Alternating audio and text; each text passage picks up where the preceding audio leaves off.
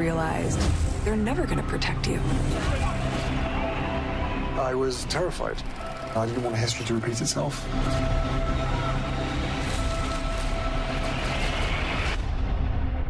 Oh, I can't wait to see it. Welcome back to GMA 3. That's a clip from the trailer for Harry and Meghan, a 6-part documentary series that promises a first-hand account of the lives of the Duke and Duchess of Sussex in their own words. The series is one of the most highly anticipated television events of the year, as you can imagine, and the first 3 episodes premiered yesterday on Netflix. Here to discuss is ABC News royal contributor Imogen Lloyd Wepper. Thank you so much for joining us. Thank you for having me. So, as I said, the first 3 episodes are already out.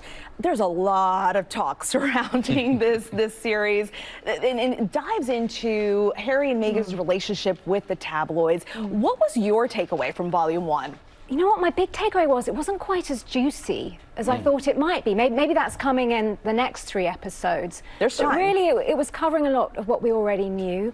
Obviously, they've both been through a very tough time. And I was touched about how scarred Harry is. I mean, that really hits home about how scarred Harry is from his upbringing, from the paparazzi when he was growing up, obviously from Diana's death.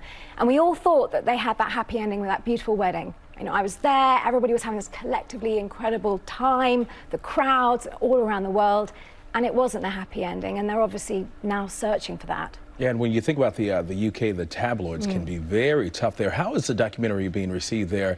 And what is the family saying? Have we heard from the royals? I think on some levels, you know, whatever you think about Harry and Meghan, you're still going to think it once you've watched this documentary. If you're a big fan, you're going to love the behind-the-scenes footage. And then as the infamous Taylor Swift says, haters are going to hate.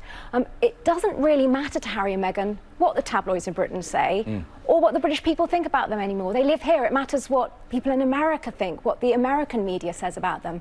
As far as the palace goes, there was a little bit of a kerfuffle yesterday about whether they had a right to reply or not. That went down. But at the moment, I think they will be holding firm and doing their whole keep calm, carry on, never complain, never explain mantra for the first 3 episodes at least. We'll see what drops next week. I would imagine that Harry and Meghan had a lot of control over this. Like, this is their Very baby, personal, basically. What do you think? What do you think that balance was? It's funny that you mention that, because actually their production company has a producing credit. This is very much through their lens, and it's very obvious when you watch it. It is not a hard-hitting ABC News documentary, but I think all of us and anyone watching is pretty much savvy enough to know about that now, yeah. And the documentary has also been criticized for using misleading photos and footage there, also some stock footage. Can you explain that? I think somebody at Netflix who came up with the trailer might be in a little bit of trouble, and I would imagine that the next trailers aren't that. There was, yes, a few images that sort of misrepresented what was going on, including a picture of paparazzi who were actually innocently at a Harry Potter premiere when they were all obviously invited. Oh, that's not good. Not good. So I imagine Netflix will be cleaning that up, and we won't be seeing trailers on those sorts of lines moving forward. Interesting. Prince Harry's upcoming memoir, Spare, will be released next month. So interesting timing around all of this. Do you think that was intentional to have both of these projects released around the same time? I think absolutely intentional, and I think the book is what certainly William is most worried about. He hasn't been talking to Harry so much over the past few months because of the book.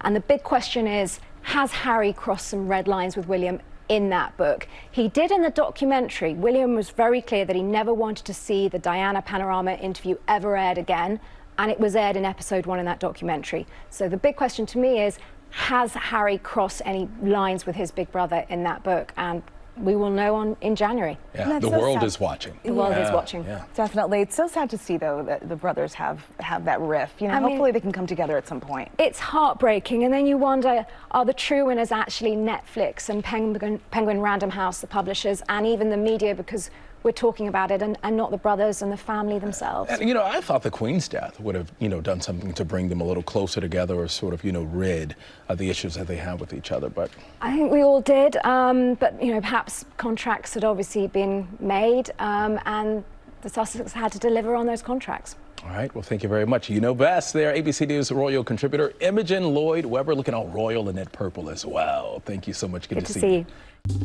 Well, hey there, GMA fans. Robin Roberts here. Thanks for checking out our YouTube channel. Lots of great stuff here. So go on, click the subscribe button right over here to get more of awesome videos and content from GMA every day, anytime. We thank you for watching, and we'll see you in the morning on GMA.